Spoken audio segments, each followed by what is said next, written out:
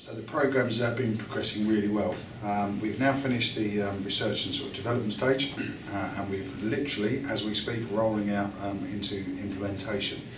Implementation-wise, 90% of the products that we're going to hopefully be delivering are now out and made, completed, and we start our Train the Trainer program next week, which is a really important milestone for us to have achieved.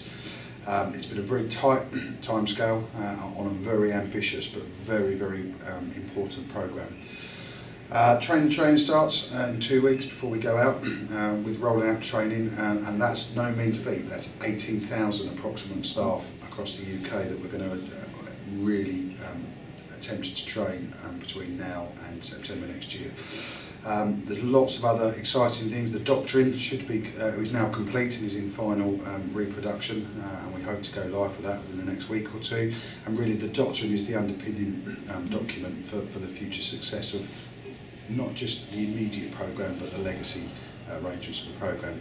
The team have worked really hard through the summer, consulting and engaging with key stakeholders up and down the whole breadth and depth of the country, and again that's 105 blue light emergency services. So it's been a really busy time, and the key thing for us at the moment is getting the doctrine, the aid memoir to assist people out on the ground, and the training of those 18,000 people. Okay, so we ran two pilot courses, one in the east of England, one in Manchester. We've taken the feedback from those, made the changes that we felt were required and that our guinea pigs required, and we're now rolling that out. We start in 2 weeks' time, and by the 4th of November, which is the last, London will be the last, the London Blue Lights will be the last agencies to go with that.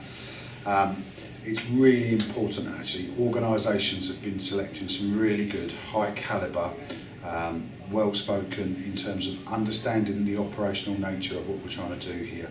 I mean, this is not a ministerial, must do for any other reason than it affects day-to-day operations. So within that sphere, we're getting some really good high calibre trainers through who will understand the benefits of what we're trying to achieve. Equally, what that will bring is that we've spent an inordinate amount of time listening to the concerns that people had about the programme, trying to make sure that we are never going to get consensus across 105 on every single detail.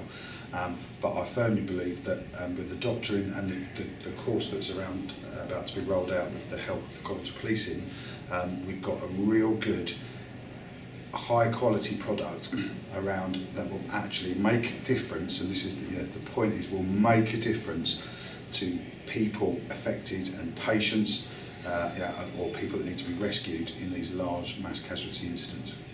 It's about the cultural change. Now, ministerially and going forward with it was an ambitious programme in 2 years, because actually what needs to be changed is culture. What I can honestly say, I come from an ambulance background, and therefore we are pushing almost against an open door with this.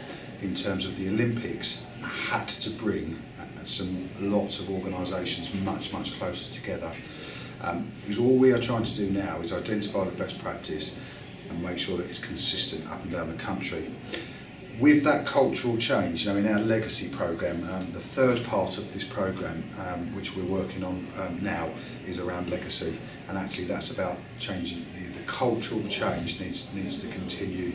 And whilst at the moment the programme is looking wholeheartedly at operational change for people on the ground, I hope that the legacy arrangements we're putting in place will start to stimulate a little bit more discussion around estate strategies, control rooms, much more joint training, and I do believe that the legacy arrangements we're putting in place will greatly assist.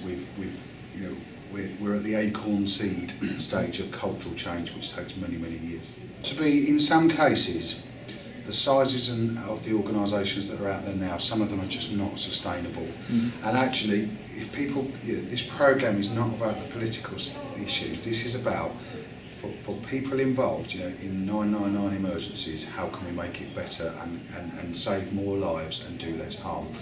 So actually, there are already really good examples around the country with ambulances being based on fire stations, fire services co-responding, police officers taking on traffic units that have now got defibrillators, It's already happening in a nice, slow, constructive and well-governed way. So nobody should feel threatened in this programme.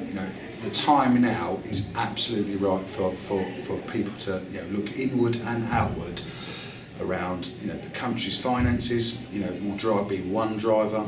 There is a political element to this, but equally people need to come back to it's about your parents, your family, your children in the event of a 999 emergency. No matter what that is, the services are coming together. There has to be a bit of, there will always be clear command and control for each individual agency, but actually we have skills that each other can utilise, and there's some cross-pollination.